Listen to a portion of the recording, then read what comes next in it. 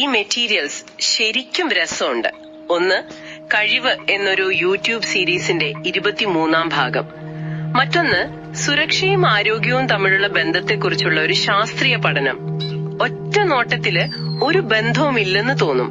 പക്ഷേ ഇവർ രണ്ടും സംസാരിക്കുന്നത് ഒരേ വിഷയത്തെക്കുറിച്ചാണ്. അതായത് ഒരു സമൂഹത്തിലെ വ്യക്തികളെ ഒരു ശരീരത്തിലെ സെൽസ് ആയിട്ട് നമ്മൾ സങ്കല്പിച്ചാൽ ആ കോശങ്ങൾ ആരോഗ്യത്തോടെ വളരാൻ എന്താണ് വേണ്ടത്? ഈ രണ്ട് ഉറവിടങ്ങളും ഒരേ സ്വരത്തിൽ പറയുന്നു, അതിന്റെ അടിത്തറ സുരക്ഷയാണ്. അതെ, ആ ഒരു താരതമ്യം അത് വളരെ ശക്തമാണ്. സുരക്ഷ എന്ന് പറയുമ്പോൾ നമ്മൾ മിക്കവാറും അപകടങ്ങളിൽ നിന്ന് രക്ഷപ്പെടുന്നതിനെ കുറിച്ച് ചിന്തിക്കാറുള്ളൂ. പക്ഷെ അതല്ല, നമ്മുടെ സന്തോഷത്തിനും സമാധാനത്തിനും, എന്തിന് നമ്മുടെ സാമ്പത്തിക വളർച്ചയ്ക്ക് പോലും വേണ്ട അടിസ്ഥാനപരമായ ഊർജം തരുന്നത് ഈ സുരക്ഷിതമായ ഒരു സാഹചര്യമാണ്. ഈ പഠനം അതിനെ സമൂഹത്തിന്റെ അടിസ്ഥാനശില എന്നാണ് വിളിക്കുന്നത്. ശരിയാണ്. ഈ കഴിവ് എന്ന സീരീസ് അതൊരു മുൻ NSG കമാൻഡോയുടേതാണല്ലോ. അതുകൊണ്ട് തന്നെ ആവണം അവർ സുരക്ഷയ്ക്ക് ഇത്രയധികം പ്രാധാന്യം കൊടുക്കുന്നത്. അവരുടെ ആ ഒരു A to Z ചട്ടക്കൂടില്ലേ ജീവിതത്തിന്റെ, അതിൽ S ഫോർ സേഫ്റ്റി ഏറ്റവും പ്രധാനപ്പെട്ട ഒന്നായിട്ടാണ് അവർ കാണുന്നത്. തീർച്ചയായും അവരത് വെറുതെ ഒരു വാക്കായിട്ടല്ല കാണുന്നത്. ആ സേഫ്റ്റി എന്ന വാക്കിലെ ഓരോ അക്ഷരത്തിനും അതിനൊരു അർത്ഥമുണ്ട്. S എന്നാൽ സെക്യൂർ, സംരക്ഷിക്കുക. A എന്നാൽ അവയർനെസ്, അതായത് ചുറ്റും നടക്കുന്നതിനെ കുറിച്ചുള്ള ഒരു ജാഗ്രത. F എന്നാൽ ഫോളോ, നിയമങ്ങൾ പാലിക്കുക. E എന്നാൽ എഡ്യൂക്കേറ്റ്, സ്വയം അറിവ് നേടുക, മറ്റുള്ളവരെയും പഠിപ്പിക്കുക. T എന്നാൽ ട്രസ്റ്റ്, വിശ്വാസം. അവസാനം Y, അത് ഈൽഡ്, സാഹചര്യങ്ങളോട് പൊരുത്തപ്പെടുക. അതിലെ ആ T ഫോർ ട്രസ്റ്റ്, ആ വിശ്വാസം എന്ന ആശയം അതെനിക്ക് വളരെ പ്രധാനപ്പെട്ടതായി തോന്നി. കാരണം നിയമങ്ങളോ അറിവോ മാത്രം പോരല്ലോ, ആ സിസ്റ്റത്തിൽ നിങ്ങൾക്കൊരു വിശ്വാസം കൂടി വേണം. ആ വിശ്വാസം പോകുമ്പോഴാണ് ഒരു സമൂഹം ശരിക്കും അരക്ഷിതമാകുന്നത്, അല്ലേ? വളരെ ശരിയാണ്. അവിടെയാണ് നമ്മുടെ രണ്ടാമത്തെ ഉറവിടമായ ആ ശാസ്ത്രീയ പഠനം കടന്നു വരുന്നത്. നിങ്ങൾ മാസ്ലോയുടെ ആവശ്യകതകളുടെ ശ്രേണി, അതായത് മാസ്ലോസ് ഹൈറാർക്കി ഓഫ് നീഡ്സ് കേട്ടിട്ടുണ്ടാകുമല്ലോ, അല്ലെ? അതെ അതെ. നമ്മുടെ അടിസ്ഥാന ആവശ്യങ്ങൾ ഒരു പിരമിഡ് പോലെയാണെന്ന് പറയുന്ന ആ സിദ്ധാന്തം. അതെ അതെ. അതിൽ വെള്ളവും ഭക്ഷണവും കഴിഞ്ഞാൽ അടുത്ത തട്ടിൽ വരുന്നത് തന്നെ സുരക്ഷയാണ്. അതായത് സാമ്പത്തികമായും സാമൂഹികമായും നിങ്ങൾ സുരക്ഷിതരല്ലെങ്കിൽ സ്നേഹം, ആത്മാഭിമാനം പോലുള്ള ഉയർന്ന തലങ്ങളിലേക്ക് എത്താൻ മനസ്സിന് കഴിയില്ല.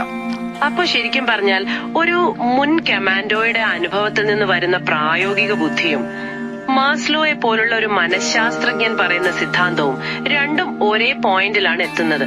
ഇത് വളരെ രസകരമായ ഒരു കണ്ടെത്തലാണ്. അതെ അതെ. ഒരു യുദ്ധമുഖത്തായാലും നമ്മുടെ സാധാരണ ജീവിതത്തിലായാലും മനുഷ്യന്റെ വളർച്ചയുടെ അടിസ്ഥാനം സുരക്ഷയാണ്. ഈ പഠനം ഒരു പടി കൂടി കടന്നു പറയുന്നുണ്ട്.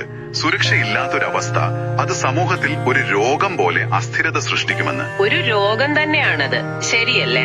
കാരണം ജോലി പോകുമോ എന്ന പേടി നിങ്ങളുടെ ബന്ധങ്ങളെ വരെ ബാധിക്കാം. കുട്ടികളുടെ ഭാവിയെക്കുറിച്ചുള്ള ടെൻഷൻ നിങ്ങളുടെ ഉറക്കം കളയാം.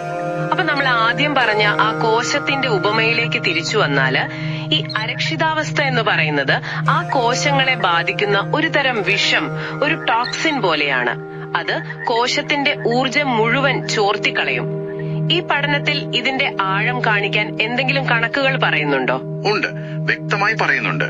ഉദാഹരണത്തിന് സാമ്പത്തിക സുരക്ഷിതത്വമില്ലായ്മ അത് ഡിപ്രഷനും ആൻസൈറ്റിയും പോലുള്ള മാനസിക പ്രശ്നങ്ങൾ 3 ഇരട്ടിയായി വർദ്ധിപ്പിക്കുമെന്നാണ് പഠനം പറയുന്നത്. 3 ഇരട്ടിയോ? അതെ. പക്ഷെ അതിന്റെ മറുവശം കൂടി നോക്കണം. നിങ്ങൾക്ക് സുരക്ഷിതമായ ഒരു സാമൂഹിക അന്തരീക്ഷമുണ്ടെങ്കിൽ അത് നിങ്ങളുടെ മാനസിക വളർച്ചയെ, അതായത് മെന്റൽ ഫ്ലറിഷിങ്ങിനെ 40% വരെ വർദ്ധിപ്പിക്കും.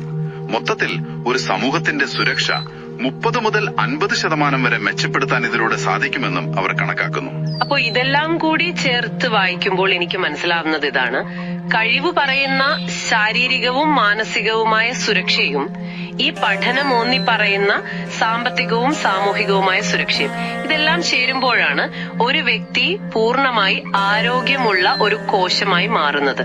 അങ്ങനെയുള്ള കോശങ്ങൾ ചേരുമ്പോൾ സമൂഹം എന്ന ശരീരവും ആരോഗ്യത്തോടെ ഇരിക്കും. കൃത്യമായി പറഞ്ഞാൽ അത് തന്നെ. ഇത് ശരിക്കും നയരൂപകർത്താക്കൾ, അതായത് പോളിസി മേക്കേഴ്സ് ഇവരെ ശ്രദ്ധിക്കേണ്ട ഒരു കാര്യമാണ്. ശക്തമായ സുരക്ഷാ സംവിധാനങ്ങൾ ഉണ്ടാക്കുമ്പോൾ അവർ യഥാർത്ഥത്തിൽ ചെയ്യുന്നത് ഈ കോശങ്ങൾക്ക് ആരോഗ്യത്തോടെ വളരാനുള്ള സാഹചര്യം ഒരുക്കുകയാണ്. അപ്പോ ഈ ചർച്ച നമ്മളെ ഒരു പ്രധാന ചോദ്യത്തിലേക്ക് എത്തിക്കുന്നു. നിങ്ങൾ കേൾക്കുന്ന ഓരോരുത്തർക്കും ഇതെങ്ങനെ ജീവിതത്തിൽ പ്രയോജനപ്പെടുത്താം? നമ്മുടെ ഉറവിടങ്ങളിലെ ഒരു വാചകം, അതിവിടെ വളരെ പ്രസക്തമാണ്. ആർക്കും സഹതാപം കാണിക്കാം, പക്ഷേ ധൈര്യവും ശാന്തതയും കരുണയും ഉള്ളവർക്ക് മാത്രമേ നിർണായകമായി ഇടപെട്ട് മാറ്റം വരുത്താനാവൂ. ചുറ്റും നടക്കുന്ന കാര്യങ്ങളിൽ വെറുതെ സഹതപിക്കുന്നതിനപ്പുറം നിങ്ങളുടെയോ അല്ലെങ്കിൽ മറ്റുള്ളവരുടെയോ സുരക്ഷയ്ക്കായി ധൈര്യത്തോടെ ഒരു ചെറിയ ചുവട് വയ്ക്കാനെങ്കിലും നിങ്ങൾക്ക് ശരിക്കും എന്താണ് വേണ്ടത് അതൊന്ന് ആലോചിച്ച് നോക്കുന്നത് നന്നായിരിക്കും.